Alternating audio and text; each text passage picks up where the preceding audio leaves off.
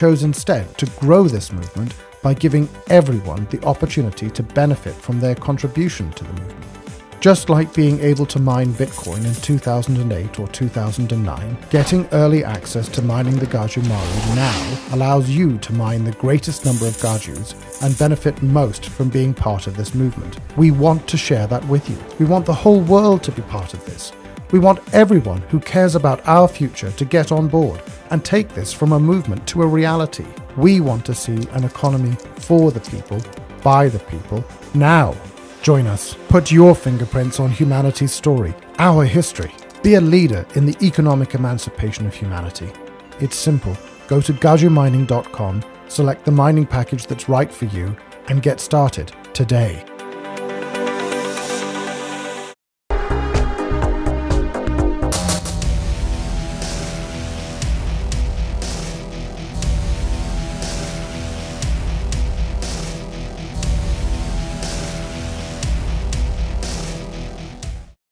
All right, guys, we have David Serpa here, California governor candidate. How you doing, sir? Brother, it's good to see you. I'm doing Great good. to see you, too. Great to see you. For people out there, we did a Blood Money episode with Mr. Serpa. I believe it was like 298 or something. Everybody needs to go watch that. It's a much more in-depth interview than this is going to be. Yeah. Allow me to be crude for a second. I have a question. We've only had so much What sucks most in California that you would attack first? The most important thing that you are like, this needs to be changed in California?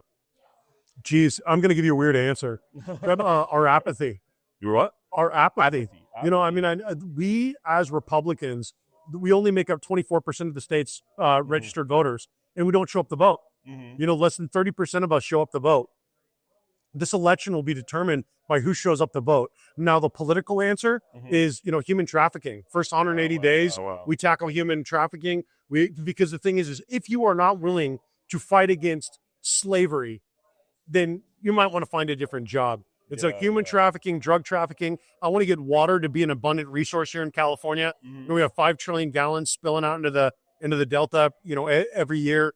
Energy should be abundant. We should have decentralized micronuclear grids, selling our excess water and our excess energy to our water and energy poor neighbors, because government needs to be providing something, and water and energy is really it.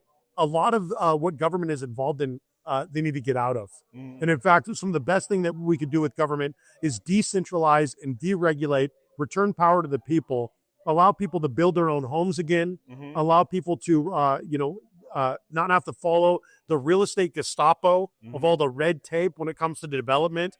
You know, we've got 48 million acres in the state of California. You know, 300,000 acres of that should be opened up. And then you still have 47,700,000 acres available. And then you could build 5 new cities at 60,000 acres apiece. And you could have 1.5 million homes in each new city. And the way that you do that and you make it affordable is, you know, back in the day, they opened up a bunch of public land, and then you had people buying shipping or housing units from a shipping catalog, from the Sears catalog. Now we have Amazon, Walmart, Tesla, Home Depot, the TikTok shop, all selling housing for anywhere from about $15,000 to $20,000 to $30,000 housing kits that you could then connect to water and power, and they're ready to go. So if you could get a piece of land for $30,000, if you could get a housing kit for about $30,000, then you've got a home for $60,000. Now all of a sudden that 2% tax rate is a little bit more doable because you're paying 2% on $60,000, which is $1,200 annually, versus 2% on $800,000, which is $16,000 annually just in taxes to your state and local government. We're a country that's founded on tax rebellion, and yet we're not willing to look at our mortgage statement and look at 1/3 going to the principal, 1/3 going to interest, 1/3 going to taxes. So you pay an equal amount in taxes that you do towards your principal. So crazy. It's a wild way that they're using economics to keep us in chains. There's 2 basic forms of freedom. One is economic freedom. Can I do what I want to do with my time? Can I afford to do what I want to do? The other one is physical freedom. Am I safe to go to the park? Safe to walk to the school? Safe to go to the grocery store at night? You know, can my wife go on a walk at night with the dog without worrying about being, accosted on the green loop because there are homeless people living there? These are the basic things that we have been denied over the course of the last 20 to 30 years here in California. So I got to ask a question about the apathy. I know we're limited on time, but how do you solve people's apathy? Like, what do you do to change the mindset? That seems like the biggest challenge out of everything you just said. Well, the thing is that, and I was telling somebody yesterday, because I'm really having trouble keeping this thing going. I'm just being honest with you. Yeah. Because people are so apathetic. I break it down. You've seen my presentation. Yeah. Winning, this is how you do this. 240-page business plan. This is how we're going to do that. You've seen a lot of these stuff. If people see it, they go, oh, man, I'm blown away. I didn't know this. I didn't know that. And then they go home and they never think about it again. Steve Bannon in the War Room, when he talks about the War Room posse, if you guys phone it in, we lose. It's the same thing with the Republican Party, but the Republican Party has gotten so used to existing in the wineries, the golf courses, and the country clubs, and not in backyards, Main Street, and in the schools. And so if we're going to break past apathy, it's going to require getting into the backyards, getting into the schools, and getting back on a Main Street, and leaving the golf courses, wineries, and country clubs to the party of the oligarchs, which is the Democrats. Wow. So, man, let me ask you, your fundraising, obviously you're saying that it's been a challenge and stuff. I mean, we have how many candidates right now running? 1 million. 1 million candidates. A lot of candidates, right? I have 1 out of every 40 people in the state of California. Why wasn't this better? I mean, you would think it would have been better planned, especially now that we saw what happened in New York. I mean, there's grave danger that this state falls to communists. How do you solve that problem? Well, you solve that problem by having a platform. Republicans, we get elected and we do nothing. Democrats get elected and they just start destroying it. And so the thing is, Republicans get elected, we start fighting with each other. And so the thing is, Mamdani is a reaction to things that are happening on a statewide level and on a countrywide level that people don't want to realize. There are 4 million people, not 4 million, 40 million people that are on SNAP benefits. 40 million people, $4 billion annually. And people don't realize that over 40% of those are children. About 39% are children. 17 million. And nobody wants to look at a country where 10% of the population is on SNAP benefits and say there's something systemically wrong with this country. Instead, they say, oh, well, let's cut $4 billion from SNAP benefits and then send $40 billion to Argentina. And so the thing is people who are center of the aisle, center of the road, even Republicans, get frustrated when they say we were going to vote for fiscally conservative policies. And then they say, oh, well, we're going to cut SNAP. And you go, okay, well, ouch. Shouldn't we try cutting foreign spending before we start cutting domestic spending? And so MAGA, Make America Great Again, it's essentially a nationalist movement. I am a nationalist. In order for somebody like me to get elected, things are going to have to get bad. Things are going to have to get bad for somebody like me to get elected because people want a diet Republican. They want a diet Democrat. They want a diet politician. They don't want somebody with all the calories and all the flavor and all of the, the controversy to make a real candidacy something that people could sink their teeth into. Because we could win in California if we got on message. But if we keep attacking Americans while funding the rest of the world, while funding Israel, while funding Ukraine, while funding, China and Taiwan, if we continue to spend the way that we're spending internationally while cutting spending domestically, then we're going to see less Republicans getting elected. Wow. You can't be fiscally responsible here while spending a bunch of money everywhere else. I'm disappointed that the Department of Defense, and I'll end on this, has failed 7 consecutive audits. And yet we ballooned the monthly or the annual spending for the Department of Defense to $1 trillion annually. $1 trillion when they failed 7 consecutive audits, unable to account for 61% of 3.5 trillion weapons and assets that are missing throughout the globe. And so how do you lose? I'll see those trillions, man. This is not like quarters. How do you lose trillions? And it's what? The auditing. Where did it go? Correct. And then if you have the audit and then you realize that all this money has been missing, then you have to refer it to an attorney general for prosecution. Because if you were missing 61% of $3.2 trillion, you'd go to jail. They would knock down your door. You would not be long for this earth. They would lock you up. But our government gets to have $24 billion missing going to fight homelessness. They get to build, a few miles of high-speed rail line in none of the 30 stations that were going to be built. no repercussions. No, A lottery let's- money let's that talk was about supposed the- to fix our schools. Yeah. And where did all the lottery money go? Yeah. People need to go to jail. Yeah, this is what I was going to say. Like with the train, the rail system, why hasn't anybody gone to jail? People obviously stole money. What's going on? Yeah, well, people think that the public doesn't have the palate for it. They think that if they actually start putting people in handcuffs, that the public is going to back up, is going to be like, whoa, that's scary. That's authoritarianism. No, that's accountability. That's accountability. And if you're going to run government like a business, there needs to be accountability. Because right now, there's no accountability at the ballot box because our election system, it's not rigged on the day of the election. It's rigged months and months and months ahead of time. Because there was a famous Democrat that said like 150 years ago, I don't care who gets the vote as long as I get to pick the candidates. And that's where we're at. We have a media that picks our candidates for us. We have an establishment in the Republican Party that likes to pick our candidates for us. But the Republican Party is still a place for primaries. Thank God. The Democratic Party is not a place for primaries anymore. We saw that with Bernie twice. And then we saw that with Kamala Harris getting handed the nomination without an election process. So crazy, man. So crazy. It's like there's no rules anymore, but that's why we got to fix this. It's like there's no rules. There's so much dark money that comes into politics, and you could talk about that too. It's one of the reasons why I stay away from money in a lot of ways. I don't want people to fund something that's not going to win, that doesn't have a snowball's chance in hell at winning. Seeding capital is an easy thing to do if you have an action plan, if you've got a team behind you ready to go, and if people believe in the vision. But right now, people don't believe that California can be won, especially the donor class, which is why every one of the other 49 states treats California like it's a piggy bank. They come out here to Silicon Valley. They come out here to, Palm Springs. They come out to Orange County and to Los Angeles County. They fundraise, and then they go to their congressional districts that are more competitive than the districts that we have in California. And all of that money leaves.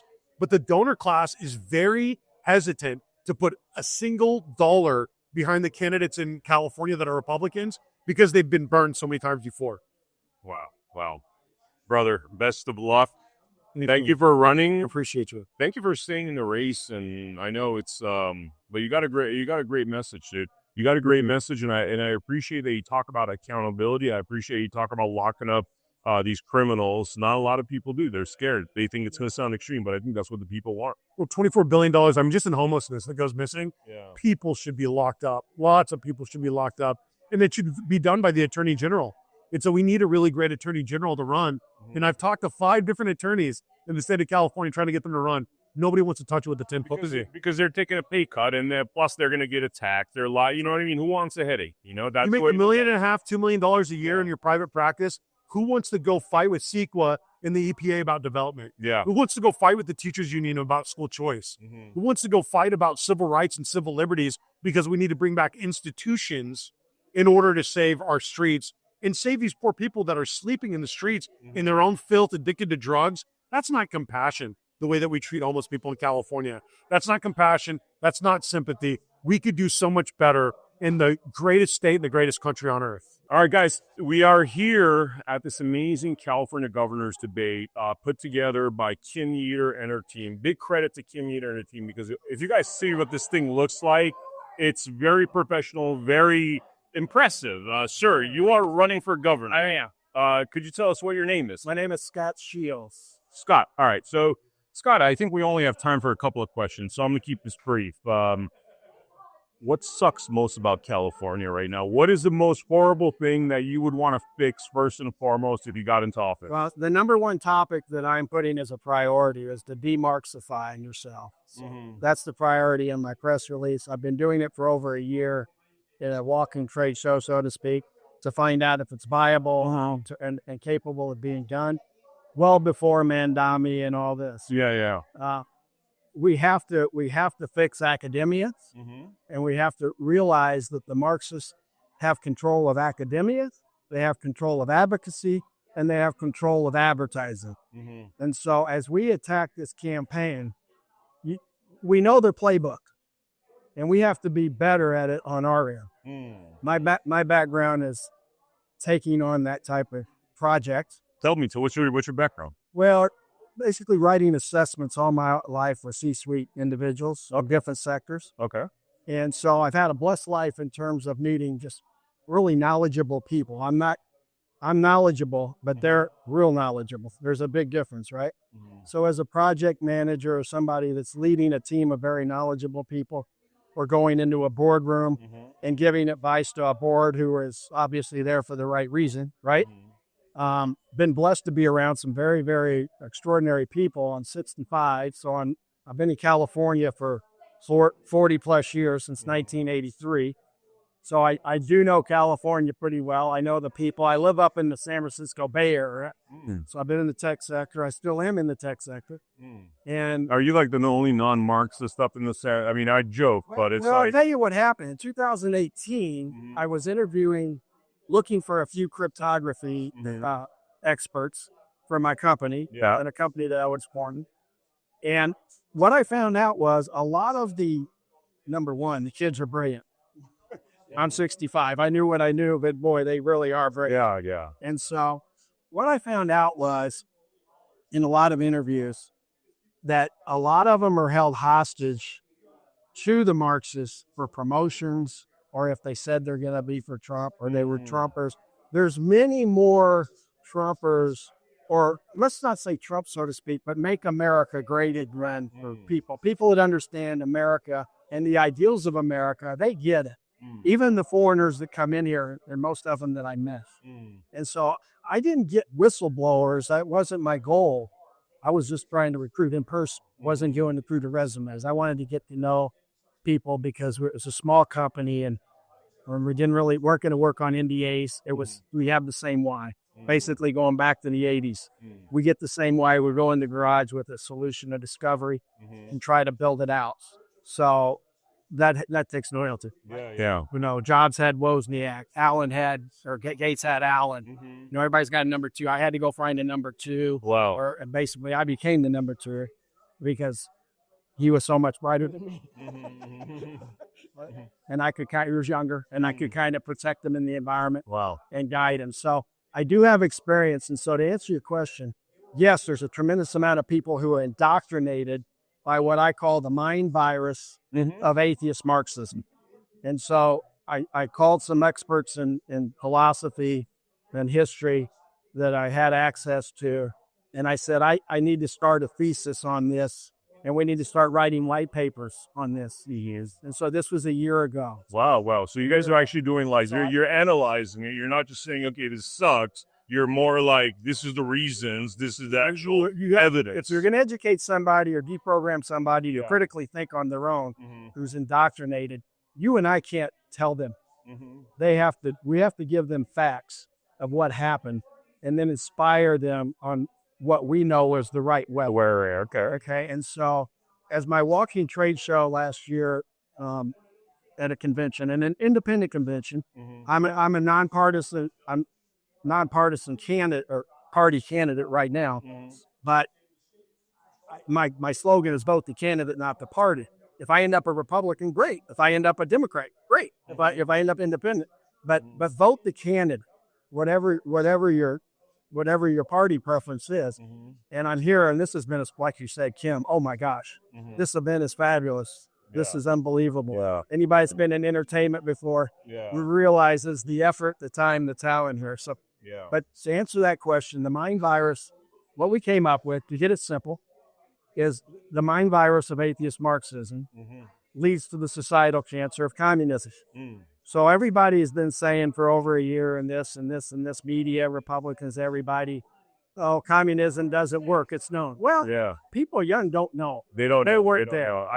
It's crazy, by the way. When I was in high school, they taught this. I graduated in 93. Right. I don't know what happened after that, man. Communism was the big bad boy, and now... Well, I just told you.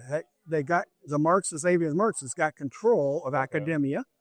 And it is all occurred in the late 90s, early 2000s, or... Really, it's decades old. Okay? It's decades old. Most people look at Marxism and say it's a union, it's class, we to get fairness for a lower class, a working class, right? No.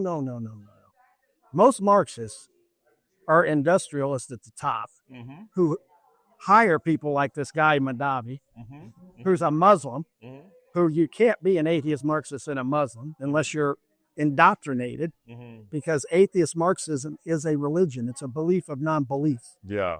right? Think about this for a moment. This is when I went out there and I really resonate. Yeah. If you're a Christian, do you go to the Jewish temple on Sunday too? Yeah. If you're a Hindu, do you go to the church too?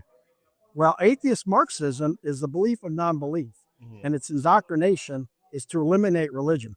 Religionize the spirit that you and I are born with, regardless of what religion you may go to, the teachings, right? That allowed you to find a spirit, right? They can become what we all know they can be now, a theocratic machine, like I guess one is in the least.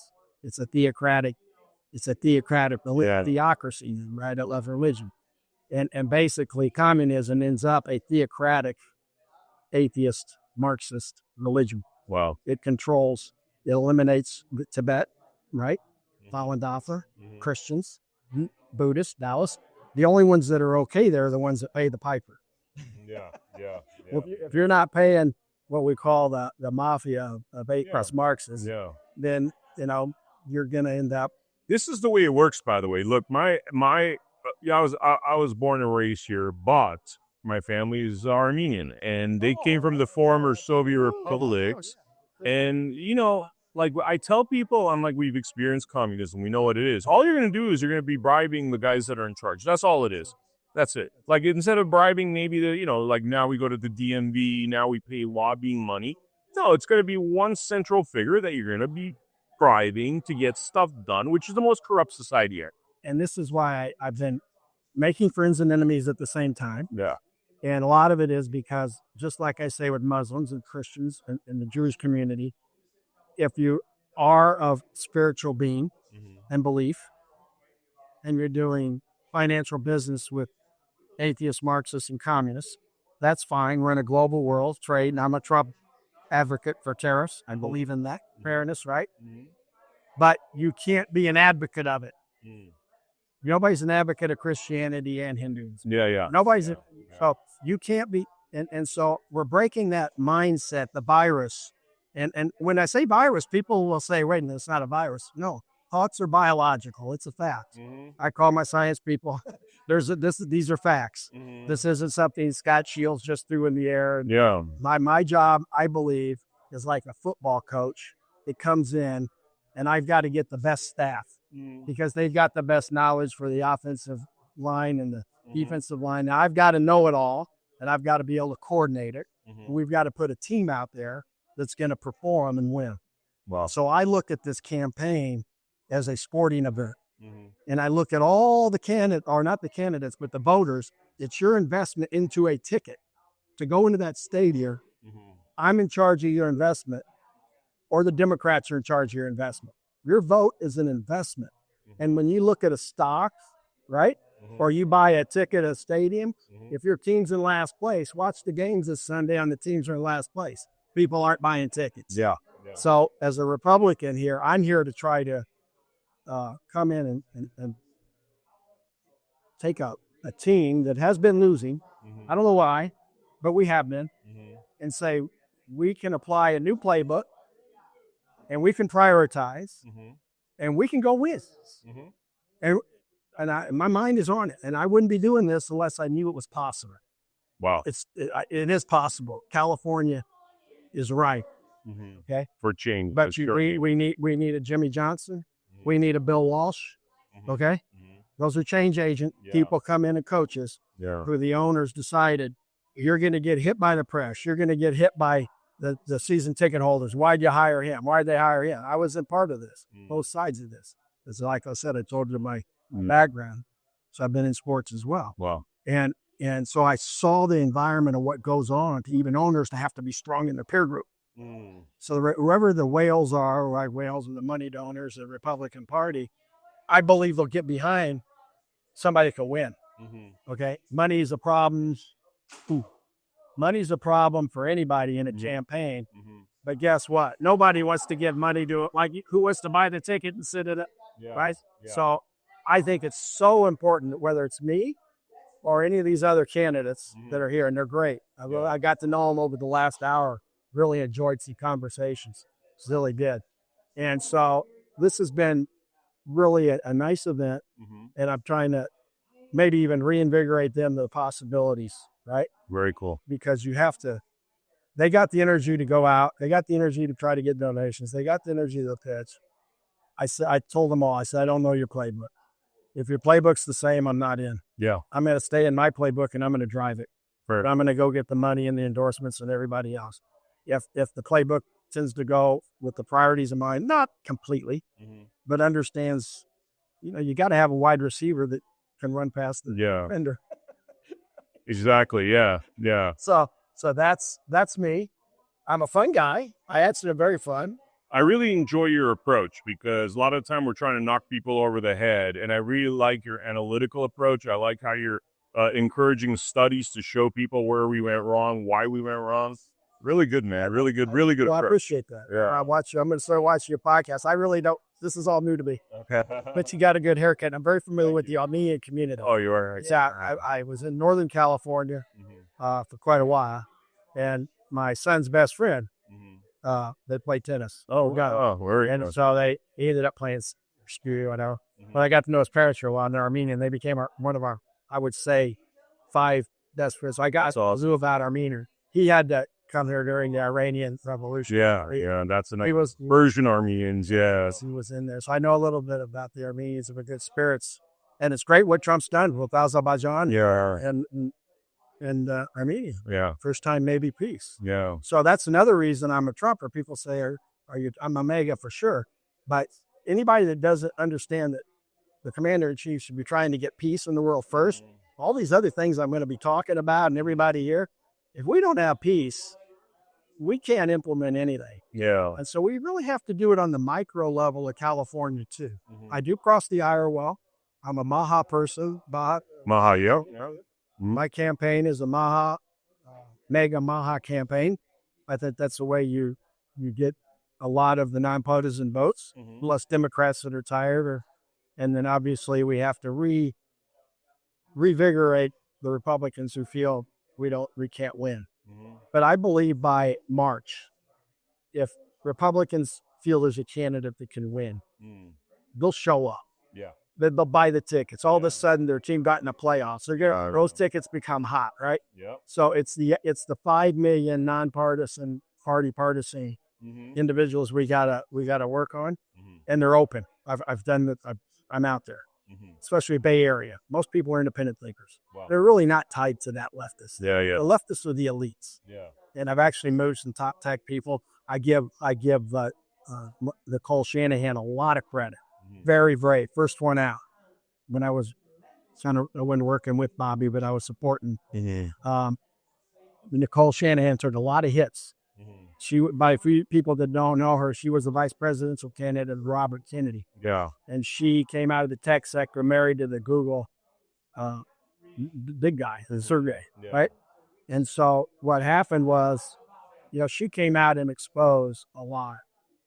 And it really, there's a lot of tech people in that circle now that respect her on what she did because they're seeing she was telling the truth. Wow. And so we can get a lot of top tech people on our side too. But we got to get Trump, we got to get Bobby, and we got to get election reform. We got to make sure the elections aren't fraudulent. So Leo is running for California governor. Leo, Zacky, entrepreneur. I mean, just let's roll with it. My big question that I'm asking everybody, because we are limited on time here, is what is the most important thing? What is the thing that you think sucks the most about what's happening in California? The one thing you would attack first and foremost. Oh my God. Look, water is the number one issue, but I'd say that we're not coming together as Team California. More importantly, trust me, water is the number one issue, but the fact that we don't have these leaders that are actually trying to do right by all the people, and they have us divided into partisan politics. That's what's killing the state more than anything, because it's you're a Democrat, you're an idiot, you're a Republican, you're a racist, and that's the end of the discussion. Nobody's actually trying to do and talk about what's actually best for everybody in California. And it's not about the party lines. I mean, think about how bad things are here in California. It's unaffordable. The education's in the toilet. We live in a police state here. It's untenable. You can't keep the money you earn. You can't start a business even if you did have money in the first place. You can't afford the food. The rent's out of control. It's just one thing after the next. Then people are fleeing. And so it's about coming together under a leader that wants to do right by everybody and work with the legislature and help cultivate the Team California mentality. Excellent, excellent. Now, in terms of number 2 and 3, next 2 things that you think are very important to address. So, I mean, water is the biggest issue. Like I was saying, we're in a constant state of perpetual man-made drought because we are not utilizing our resources efficiently. We have been approved for desal, but regulatory bodies like the Coastal Commission flock that. We should be building reservoirs and dams, but we're blowing them up because if environmental, feel goods, it's the ecological. Please, what happened to the people? You care about bringing back salmon for 300 indigenous people, but you'll blow up a huge water reserve and hydroelectric generation for what? I mean, what about the rest of us? Don't you care about the people? And our farmers need that water so they can grow the crops at scale because they're not getting the water that they need to survive. And so the small mom and pop farmers that have been operating for 5, 6, 7 generations or 4 like mine, we get crushed under the weight and we have to sell. And then a big conglomerate comes in and buys the land and then rips all the stuff out just to take the water and use it on their crops elsewhere. And then the crops that are still that are able to grow, they have to use glyphosate and all these other herbicides and pesticides. And so you get poison in the food. You can have abundant, cheap water that supplies all our farmers, that's cheap for our utility bills, that we can build out so much that fighting fires becomes a thing of the past. But most importantly, we can export it to create an additional revenue stream to bring money into the state that's not from your tax-paying dollars. When you think about it, 50% of your money is taxed in the state, 35% to the federal government, 14.9% to the state, and that's before we get to other taxes, right? Out the gate. You work 40 hours this week, guess what? Government just took 20. That's unacceptable.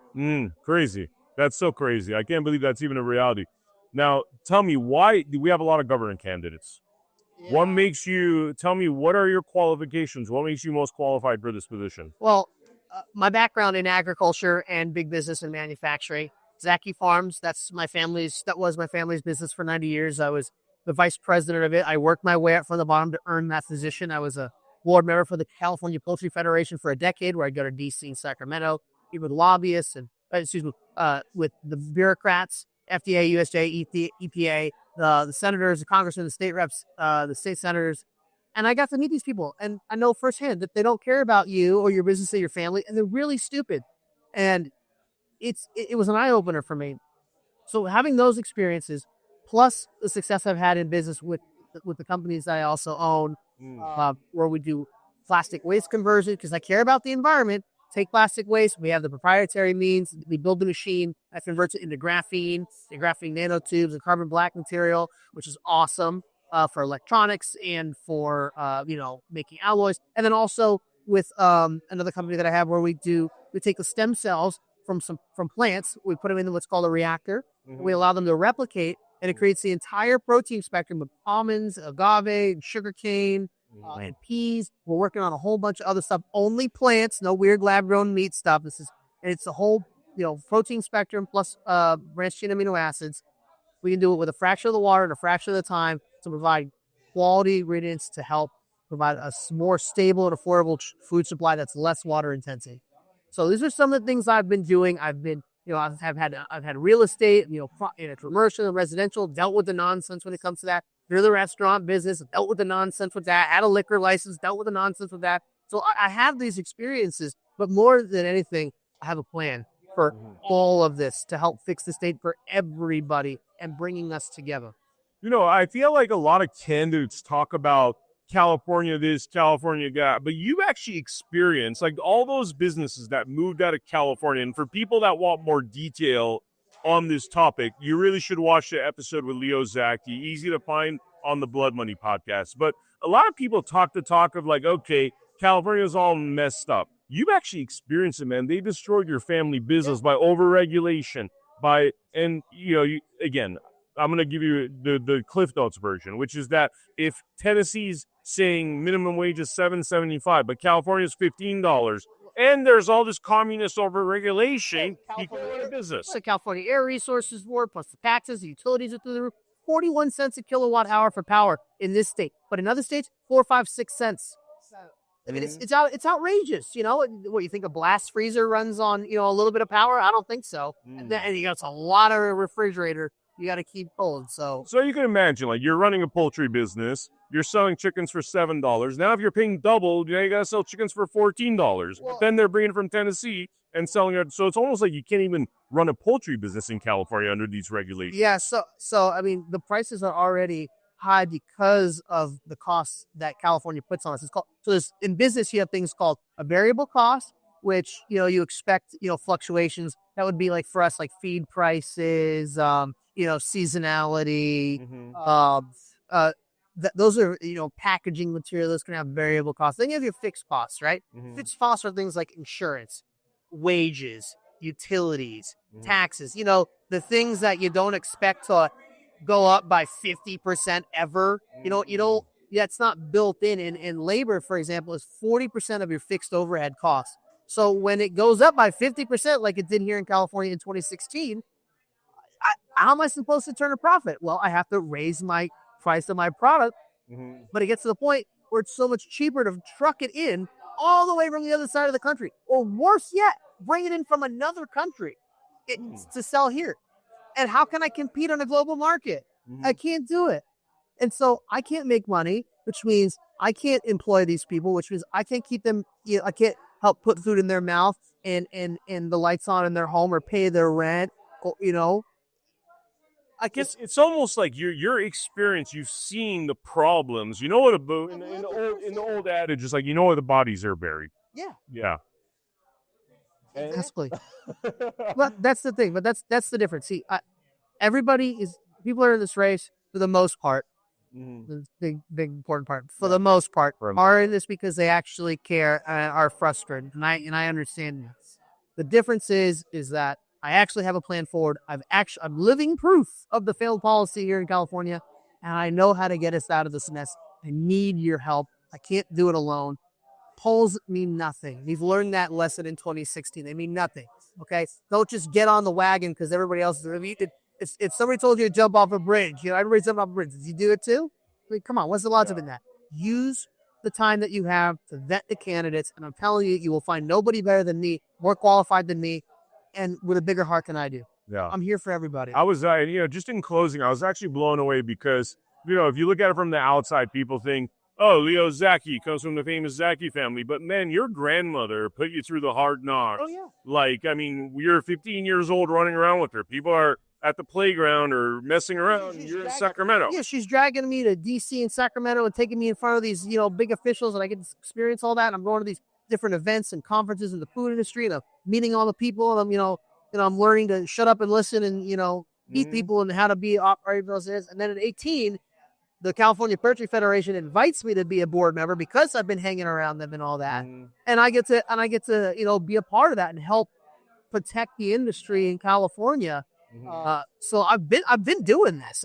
I need to be able to do this in California for everybody and not just one industry now. It's time to take the fight to these corrupt politicians and tell them enough's enough. We need a regular person who cares and who knows. And that's me. We're here with Daniel Mercuri, who's running for California governor. We don't have a lot of time. They told us this got to be quick. So I'm going to ask you one question. Let's roll with it. Okay. What sucks most about California that you would want to fix? Like the first most important thing? For me, one of the most important things is being a father, being a dad, you know, a parent, is child sex trafficking. I'm really exhausted with, you know, the indoctrination with our children, the egregious laws that protect, you know, the predator and not the victim. We're criminalizing the victim and victimizing the criminal. And, you know, everything is backwards in the state of California, and our children are being exploited top notch, bar none in any other state. And it begs the question, why are our legislators and why are executives and chief executives of the counties not enforcing to ensure that we protect, you know, our future posterity? Why are they not engaging to ensure that the innocence, the most of the innocence of us, is highly protected? And yet, for whatever reason, when I do my research, it's because there's profits to be made, right? When it comes to child sex trafficking, it's over $150 billion underground industry when they put it together. So it's something that they want to perpetuate. It's this vicious cycle to keep something going because, well, you know, it tells you that we have a lot of vile, evil people in our hiding behind the walls of our government institutions. Mm-hmm. And it begs the question is how did we get here?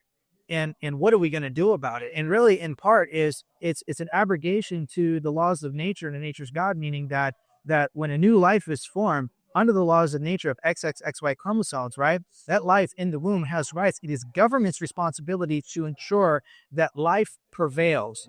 And when life is being diminished, life is being exploited, when the education of our youth is being indoctrinated to hate their own country, to hate their own flag, to hate the people who have gone to protect this.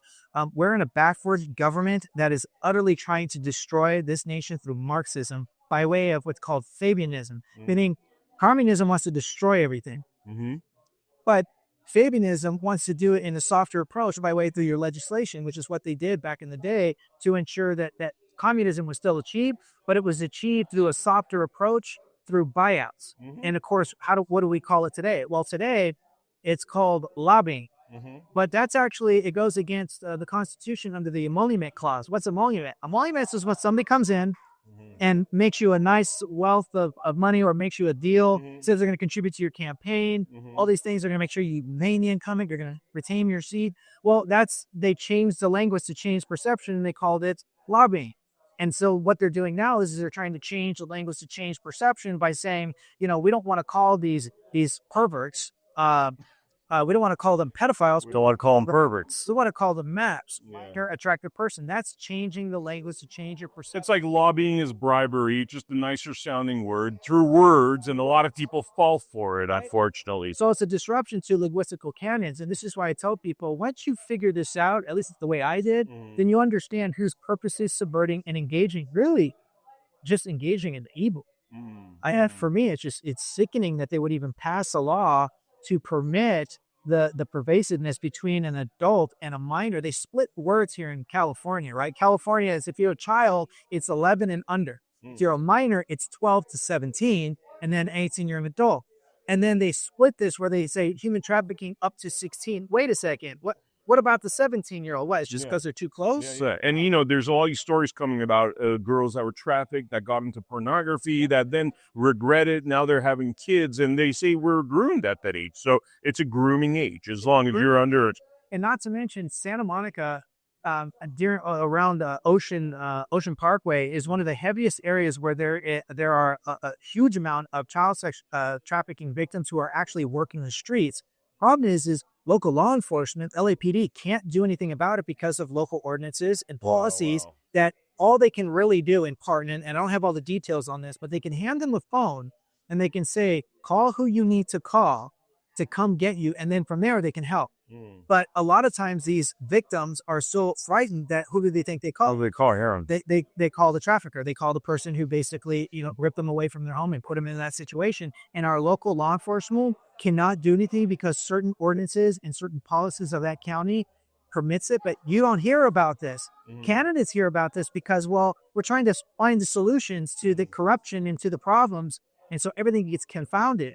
So a lot of people say, well, what are you going to do? I'm like, this is the point where I tell people, I stand on ensuring that prison is the solution to corrupt representative. If you do anything less, then there's a problem, right? And this is what I stand on, because they have a duty to their oaths. Right now, they're engaging in criminal misconduct. You don't know about it, right? If you don't know the law, well, there's no law. And if you don't know your rights, you have no rights. And they placate on you. Yeah. Man, I go, just for the viewers, I interviewed you 2-3 months ago. And the thing that I found very impressive about you is that your understanding of the laws and the Constitution, not many, it's almost like you shouldn't run for office unless you had a Daniel Mercuri level of understanding of it, because they don't, I'm not going to talk about my story. Everybody knows, but it's like they need to understand the laws. They need to understand the Constitution, and that basic is not done. Why is it? Well, why is that if you become a sheriff, if you become a politician, why isn't it that the first thing you're handed is a Constitution? I already know the answer, but you're not handed the Constitution and being like, yo, that's your Bible right there.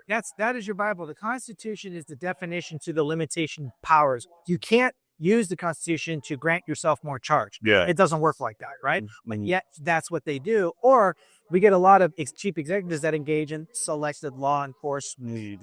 Well, now you're picking and choosing what you're going to do because it doesn't fit a current narrative, right? Well, then you just violated what you swore to protect.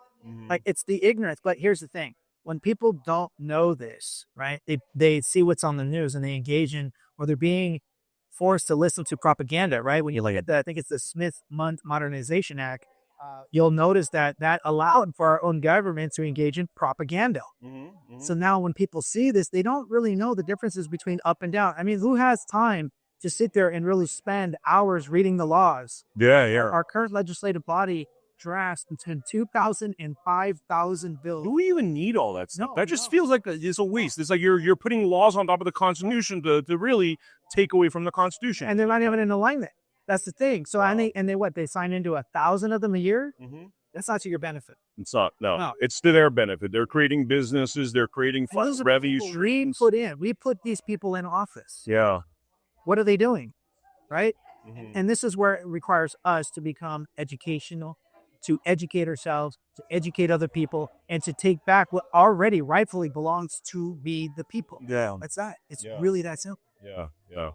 Guys, Blood Money episode 302 was, I think, the one that we did. We're going to do more of them, but everybody needs to go watch that, because just his understanding of the laws is so essential. And, you're like, I highly respect you. You're the one that's like on the top of my list, and by the way, you guys just got to watch the video. Watch the episode, learn what this man has been through in his life and why he's running. And one of the things I think I came to the conclusion, I got to mention this. I don't know why a guy like you gets one vote as a service member, as somebody that understands the laws, the Constitution. You've served the country. And then the guy that wants free stuff in New York gets the same vote. That, to me, I'm all for voting, but something seems off with that, man, because I don't know. I feel like we're voting in people that don't understand the laws, and that is a dangerous place in our country. But Ryan, how you doing, sir? Doing good, man. Good seeing you. Great having you here, man. So you announced that you're running for governor recently. I did. Okay. I got to ask you, what is your top line issue? What is the most important thing that we need to address with this governor's race coming up, and hopefully having you be the victor of this governor's race? If it was up to me, if this election was about Ryan Tillman, it would be public safety. I've been a police officer for 13 years. I understand it like the back of my hand, and I recognize that public safety and quality of life are one of the most biggest issues in our states. However, it's not about Ryan Tillman. It's about the people. One of the things I recognize is that the economy drives everything else. As an officer, when I would go on the streets and I would see people that were homeless, see people living out of their cars, see people that were addicted to drugs, I realized a lot of it is an economy issue. People can't afford groceries. People can't live anywhere. So as governor, one of the first things we have to do is we have to be able to stimulate our economy, bring more revenue into the state. If you bring more revenue into the state, it drives the prices down and it makes the quality of life better for everybody else. Wow. We're talking off camera about the issue with families and the fact that, we're encouraging people to have abortions. We're encouraging people to build families. You made a very insightful statement. Do you mind talking about some of your experiences with the destruction of the American family and what you observe as being an issue? Yeah, so I had the opportunity of going to San Quentin prison about 6 months ago. When I was in there, I was talking to a lot of the inmates, and I talked to about 4 inmates. And one of the things that kept coming up was that all 4 of these inmates didn't have a father in their life. Wow. And when I asked them the follow-up question, I said, do you believe that had your father been in your life, do you believe your circumstances would be different? Every single one of them said yes. Wow. So if that's the case, why are we not encouraging families to stay together? So my Family First initiative encourages families and incentivizes families to work on the things of their marriage and their household. I've been married for 13 years and I love my wife, but it hasn't always been an easy road. So if the government can provide certain resources and opportunities to help those families stay together, it's going to increase the likelihood that those kids stay out of trouble. It's going to increase the likelihood that those kids are successful contributing members of society, but also it's going to reduce the quality of life issues that everybody else is having as Californians. So they obviously discourage us against family. They want us to get abortions. They make it sound like, especially on the left side, they make it sound like there's something wrong with the nuclear family. We've been indoctrinated to believe this stuff. Unfortunately, what I realized is, there's a gentleman here named Adam Vina who hasn't seen his kid. I don't know if you met him, but like the kid's being transitioned without his consent to boy to female or whatever they call it. and totally out of his hand. You know, we hear about these like alienation stories because of family law industrial complex. Tell me, like, how do you solve that issue where modern day men, people aren't getting married anymore? They don't want to get married. We've all heard the horror stories. She took all my money. She took my kids. How do you solve that issue? Number one is we have to stop demonizing men. Yeah. Don't get me wrong. I love our women. I love my wife, and I think women are a necessity. That's why God created women. But what we've done is we live in a culture now where we demonize men. So we have to encourage men to step up and assume those roles that they take on. So if you're going to be a father, act like a father. Number two is we have to stop incentivizing people to go out there and have abortions. Look, they always bring up the idea, well, what happens if somebody's raped? I understand all that. But what we're not doing is we're not being proactive in teaching people the dangers of having unprotected sex. We're not teaching people the dangers of what happens when you go out there and sleep with multiple people, men and women.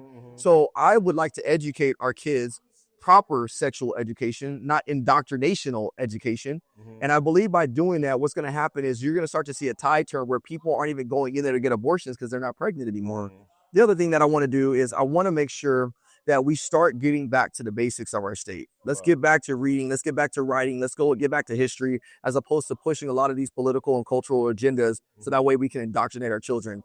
I met Adam Vina, and I feel my heart goes out to him. And the system has demonized him as a man, and that's why he's in the situation.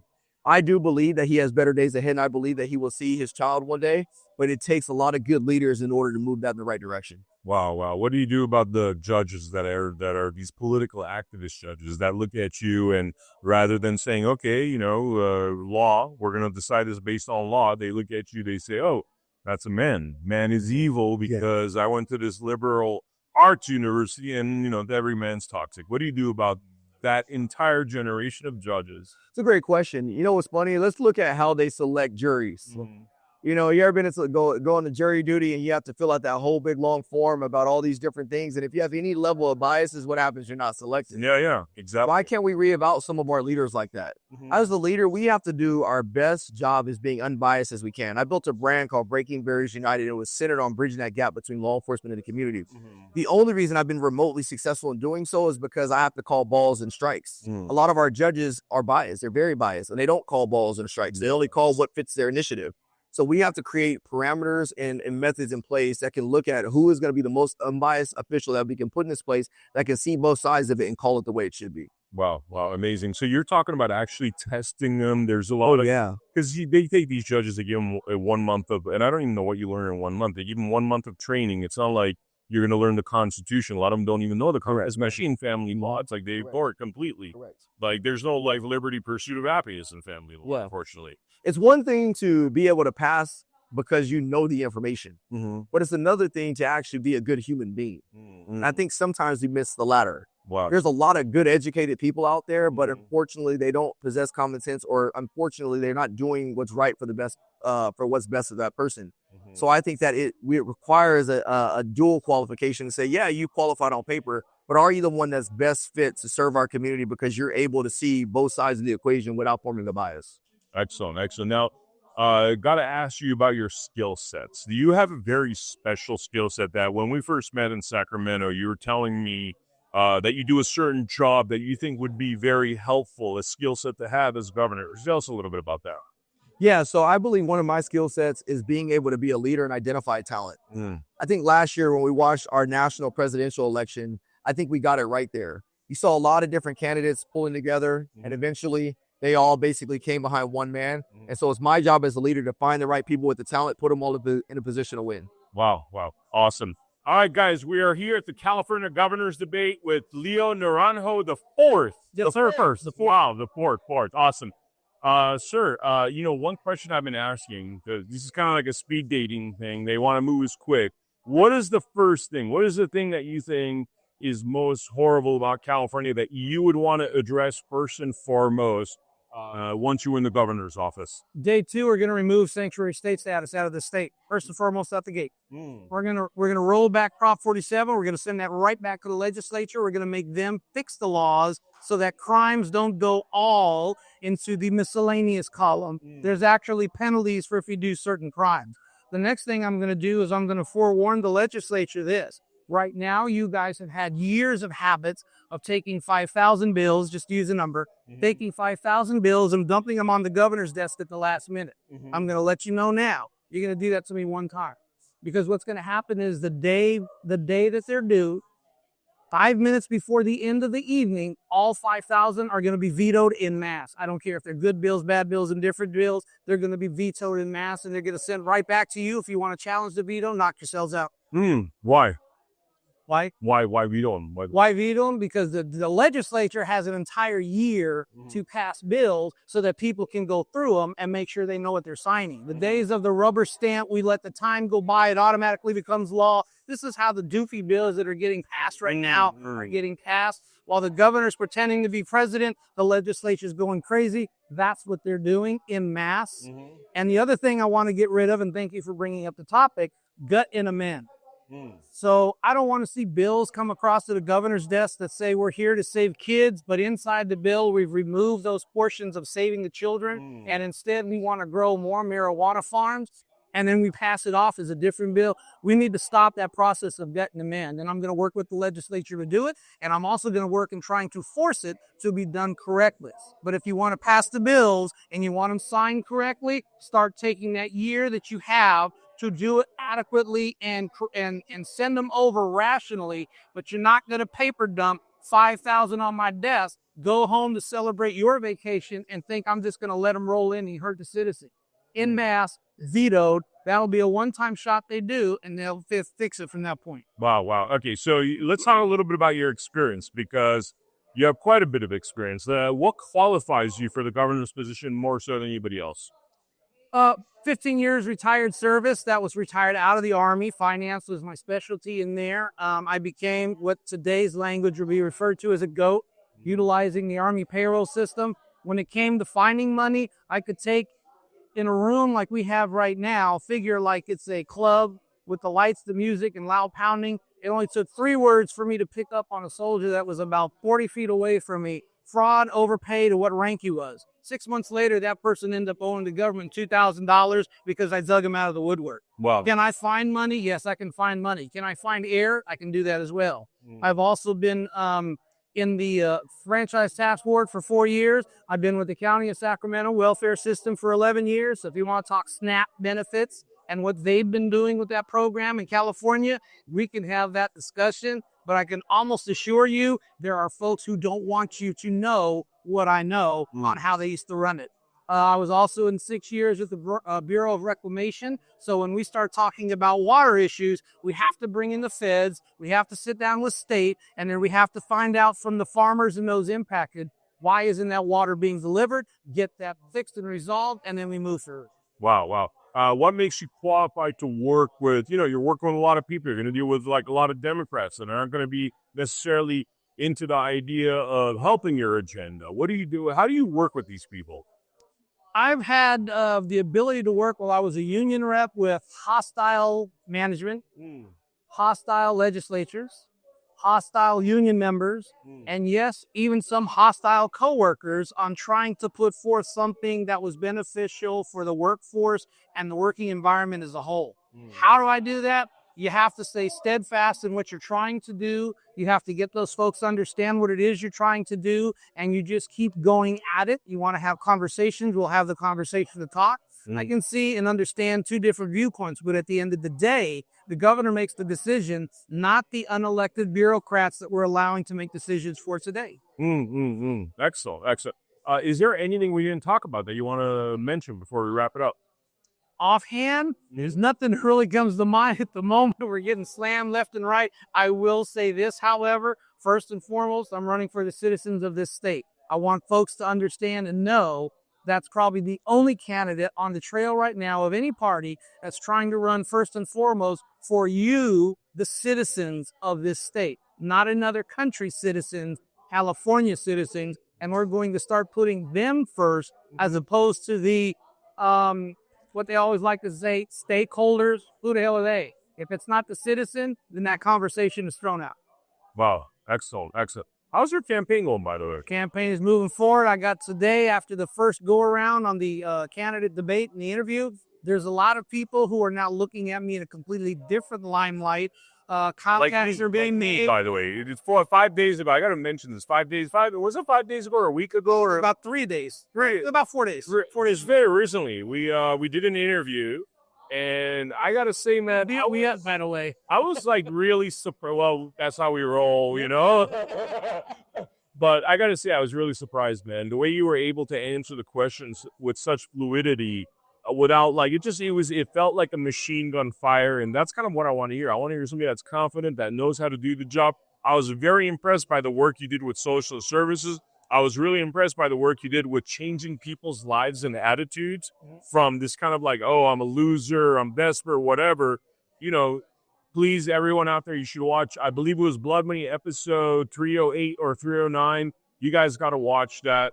I appreciate you, man. I appreciate you for running. Let me leave this with you. Yeah. I last night, my wife was getting ready for bed, and I was still outside with my mom. We're enjoying it. Well, she wasn't getting ready for bed, getting ready to go to dinner. And we were getting ready to take off for dinner. There's a young lady sitting out by the fire pit in the pool. We ended up in conversation, and it turns out that I knew her online from contacts with our associated group, and she's here today at this governor debate. Wow. And so I asked her, I said, well, what brought you out here? You know, hey, what inspired you to come out here? She said, you did. Just from conversation, from postings, she said, you inspired me to be out here, and I had to learn more. And Mr. Miller, that's what I try to tell people. Here's a good example, his own words. Look at that podcast. I'm not going to speak for him. I'll let him speak for himself, but I want to leave you with this. I just need 15 minutes to tell you where I'm at, what I can do, and that'll change your mind and have you look at me hard so that you know there aren't just two running for governor. There's a person running, and that's me, who's actually trying to win, not pretending to win. That's a big difference. Yeah. Thank you so much, bro. I really appreciate you. Appreciate it, bro. I appreciate your listeners watching, giving me the opportunity to speak. Thank you so very much. You guys have a great evening. Website, quick website. Quick website, Leo Naranjo, 4governor.com. Look me up, find what you need. That's the plan. Thank you, guys. Over the last 30 years, we have seen the value of our work diminish and the price of real assets like land and homes increase to the point that for most people under the age of 40, the hope of owning their own home has been lost. The response of governments around the world to the 2008 global financial crisis and COVID was to defer the cost of these events to the future. They did this by printing money, in effect selling our futures to pay for their bad decisions.